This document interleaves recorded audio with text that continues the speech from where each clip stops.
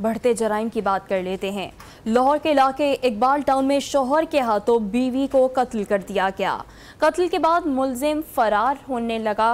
मुलजिम चंद घंटे बाद गिरफ्तार कर लिया गया। पुलिस ने मकतूला के बेटे की मुद्दत में मुकदमा दर्ज कर लिया है, जबकि मुलजिम ने तलकलामी पर बीवी नाहिद को तशद्दुद का निशाना बनाया, बाद में छुरी से कत्ल कर दिया। नुमाइंदा 7 न्यूज़ मलिक मुश्ताक हमारे साथ मौजूद हैं, उन्हीं से मजीद जान लेते हैं। जी मलिक मुश्ताक, बताइएगा।